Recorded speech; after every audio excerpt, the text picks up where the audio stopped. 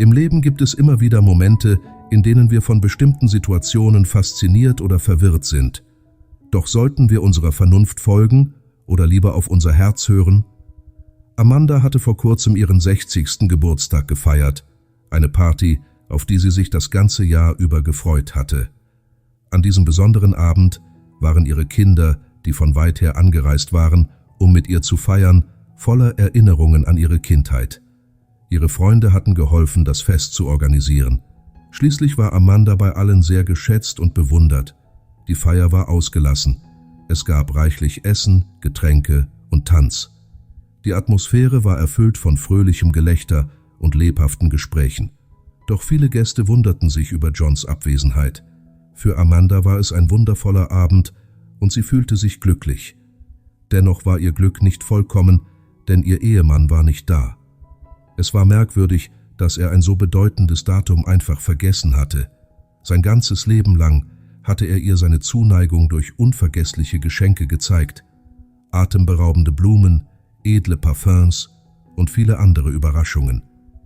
Deshalb war seine Abwesenheit für Amanda ungewöhnlich und unerwartet. Was war mit John passiert und warum war er noch nicht nach Hause gekommen? Amanda fragte ihre Schwester und spürte einen beunruhigenden Druck auf der Brust. Könnte etwas Schlimmes geschehen sein? Obwohl sie sich sorgte, versuchte sie, die Gäste zu beruhigen, indem sie versicherte, dass er bald eintreffen würde. Vielleicht war seine Abwesenheit ja Teil einer besonderen Überraschung. Ihre Schwester Esther bemühte sich, sie zu besänftigen. John hat sicher einen guten Grund, nicht hier zu sein. Er hat dir doch nie Anlass gegeben, an ihm zu zweifeln. Amanda atmete tief durch und sagte: Esther, du hast recht. Ich mache mir wahrscheinlich unnötig Sorgen. Ich bin mir sicher, dass er auf dem Weg ist. Während die Minuten verstrichen, versuchte sie sich mit ihren Freundinnen abzulenken und zu tanzen. Doch immer wieder schaute sie auf die Uhr, bis sie sich irgendwann selbst ermahnte: Vielleicht übertreibe ich wirklich. Ich weiß, dass John viele Verpflichtungen hat, besonders zu dieser Jahreszeit. Er hat bestimmt einfach das Zeitgefühl verloren. Beruhigt genoss sie die Feier weiter mit ihren Gästen, bis sie eine Textnachricht erhielt. »Hallo, meine Liebe, es tut mir leid, dass ich nicht auf deiner Party sein kann. Du weißt, wie sehr ich in der Arbeit versinke, aber ich verspreche dir, es wieder gut zu machen. Ich komme später nach Hause. Bis bald.« Als Amanda diese Worte las, seufzte sie tief. Doch sofort nahm ihr Gedankengang eine unerwartete Wendung. Plötzlich glaubte sie, dass er bei einer anderen Frau war. Ganz bestimmt ist sie jung und viel attraktiver als ich. Die Party ging zu Ende und nach verabschiedeten sich die Gäste von Amanda. Doch John tauchte nicht auf. Am nächsten Tag kam er schließlich nach Hause, erschöpft. Er ging direkt ins Bad, nahm eine Dusche und legte sich danach ins Bett, um zu schlafen. Amanda war verwirrt und überrascht, entschied sich aber keine Fragen zu stellen. Als er aufwachte, hatte sie ein besonderes Mittagessen für ihn vorbereitet. Während er aß, nutzte sie die Gelegenheit, um ihn zu fragen: »Liebling, was ist passiert? Ich weiß, dass du viel Arbeit hast, aber nicht so sehr, dass du meine Feier verpassen würdest. Noch dazu mit all unseren Freunden und unserer Familie dort.« Genervt antwortete er: »Bitte, Schatz, bedräng mich nicht. Ich bin gerade wirklich erschöpft.« Die ganze Woche über verhielt sich John genauso. Er war stundenlang außer Haus und zog sich zurück, sobald er zu Hause war. Er sprach kaum mit Amanda. Besorgt über diese plötzliche Veränderung, beschloss sie, ihre jüngere Schwester Esther anzurufen und sich ihr anzuvertrauen. »Hallo Amanda, wie geht es dir?« fragte Esther, als sie den Anruf entgegennahm. »Ich freue mich über deinen Anruf, aber ich merke, dass dich etwas bedrückt. Was ist los?« Amanda seufzte und erklärte: »Seit meinem Geburtstag benimmt sich John seltsam. Er spricht kaum noch mit mir und wirkt ständig erschöpft. Früher kam er nach der Arbeit nach Hause und erzählte mir von seinem Tag. Wir unterhielten uns stundenlang, aber jetzt kommt er heim, verschwindet im Schlafzimmer und lässt mich völlig allein zurück. Das ist nicht normal, er war nie so.« »Das kann ich mir gut vorstellen«, antwortete Esther. »Wir waren alle überrascht, dass er nicht zu deiner Feier kam, aber wir dachten, es wäre besser, nichts zu sagen, um deine Freude nicht zu trüben. Ich habe schon vor einiger Zeit bemerkt, dass sich sein Verhalten verändert hat, aber ich wollte mich nicht einmischen. Doch was hast du nun vor? Glaubst du, du solltest abwarten, bis er sich öffnet oder ihn direkt zur Rede stellen?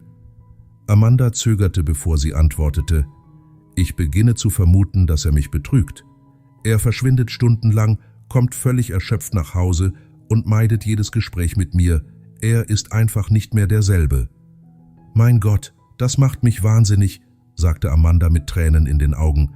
Meine Schwester, wenn du dieses Gefühl hast, dann könnte tatsächlich etwas im Gange sein. Ignoriere deine Intuition nicht. Vor einiger Zeit habe ich diskrete Kameras im Haus installiert. Ich hatte den Verdacht, dass eine unserer Angestellten mich bestiehlt. Am Ende lag ich falsch, aber das ist eine andere Geschichte. Mein Rat ist, tu dasselbe, so kannst du herausfinden, ob etwas nicht stimmt. Amanda dachte darüber nach und antwortete, die Vorstellung, meinen eigenen Mann mit Kameras zu überwachen, erscheint mir extrem, aber ich werde die Idee nicht völlig ausschließen. Ich werde mir das gut überlegen. Danke, dass du mir zuhörst, meine Schwester. Ich liebe dich so sehr und kann es kaum erwarten, dich wiederzusehen. Wenn du mich für irgendetwas brauchst, dann wisse, dass ich immer für dich da bin. Einige Tage vergingen seit diesem Gespräch, doch Johns Verhalten blieb unverändert. Nichts schien sich verändert zu haben. Von dem ersten Moment an war John immer äußerst liebevoll und aufmerksam gegenüber Amanda. Es war Liebe auf den ersten Blick. Sie bewahrt all die Erinnerungen an ihre gemeinsame Zeit mit großer Zärtlichkeit in ihrem Herzen und sehnt sich nach den besonderen Momenten zurück, 25. Jahrelang teilten sie eine tiefe Verbindung und eine aufrichtige Liebe. John überraschte Amanda immer wieder mit kleinen Gesten der Zuneigung, Schokolade, Blumen, liebevolle Briefe. Doch jetzt schien John ständig abwesend zu sein. Nach langem Nachdenken beschloss Amanda, Kameras in ihrem Haus zu installieren. Sie folgte dem Rat ihrer Schwester und kontaktierte ein Sicherheitsunternehmen. Die Kameras wurden unauffällig installiert, während John bei der Arbeit war. Zusätzlich zu dem Überwachungssystem erhielt sie ein Tablet, mit dem sie die Aufnahmen in Echtzeit verfolgen konnte. Mit Zugang zu jedem Raum im Haus war Amanda überzeugt, dass ihr Mann eine Affäre hatte und beschloss, jeden seiner Schritte genau zu beobachten. Schon bald entdeckte sie, was John tat, nachdem er sich in das Schlafzimmer zurückgezogen hatte. Doch was ihre Aufmerksamkeit wirklich fesselte, war sein Verhalten im Badezimmer. Amanda fand es merkwürdig. Dann bemerkte sie, dass er Videoanrufe mit jemandem führte. Manchmal lächelte er, manchmal weinte er, aber es schien ihm in diesen Momenten Erleichterung zu verschaffen. Ein kalter Schauer lief Amanda über den Rücken. Ihr Herz zog sich schmerzhaft zusammen und Tränen traten ihr in die Augen. Es gab keinen Zweifel mehr. John war in eine andere Person verliebt. Was sollte sie tun? Ihn zur Rede stellen, ihn verlassen oder einfach schweigend leiden? 2 Wochen lang versuchte sie mit dieser Erkenntnis zu leben, doch irgendwann konnte sie es nicht mehr ertragen. Als Johns Verhalten erneut verdächtig wurde, beschloss sie, ihn zu konfrontieren. John, wir müssen reden. Da du immer sagst, dass du müde bist und keine Zeit mehr für uns hast, werde ich mich kurz fassen. Ich habe herausgefunden, dass du dich mit jemand anderem triffst, und genau deshalb hast du dich mir gegenüber so verändert. John war sichtlich erschüttert und antwortete, Liebling, wovon redest du? Was meinst du damit? Tu nicht so, John. Du hast eine Affäre. Versuch nicht, mich zu täuschen. Sag mir sofort, wer diese Frau ist. Du hast dich völlig verändert. Du zerstörst unsere Beziehung. Seit wann geht das schon so? Amanda fuhr fort, ihre Stimme bebte vor Schmerz. Ich habe Kameras installiert und gesehen, wie du im Badezimmer Videoanrufe führst. Ich habe alles gesehen. Ich halte das nicht mehr aus. John, der seine Frau weinend vor sich sah, spürte einen stechenden Schmerz in seiner Brust. Er entschuldigte sich, erklärte jedoch, dass die Wahrheit hinter seinem Verhalten nichts mit einem Betrug zu tun hatte. Er musste ihr etwas gestehen, das er lange Zeit verborgen hatte, und nachdem er die Wahrheit gesagt hätte, wollte er gehen. Amanda, überwältigt von ihren Gefühlen, konnte ihre Tränen nicht zurückhalten. Doch obwohl sie Angst hatte, hörte sie ihm schweigend zu. Amanda, es bricht mir das Herz zu wissen, dass du geglaubt hast, ich würde dich betrügen. Ich habe dir all die Jahre gezeigt, wie sehr ich dich liebe. Ich hatte einfach nicht den Mut, es dir früher zu sagen, aber ich bin sehr krank. Amanda riss die Augen auf. Krank? Was meinst du damit? Ja, leider habe ich Krebs im Endstadium. Ich wusste nicht, wie ich es dir sagen sollte. Meine Lungen und Nieren sind stark angegriffen. Ich wollte dich nicht mit dieser Sorge belasten. Ich habe mich mehr in die Arbeit gestürzt, um sicherzustellen, dass du ein gutes Leben hast, wenn ich nicht mehr da bin.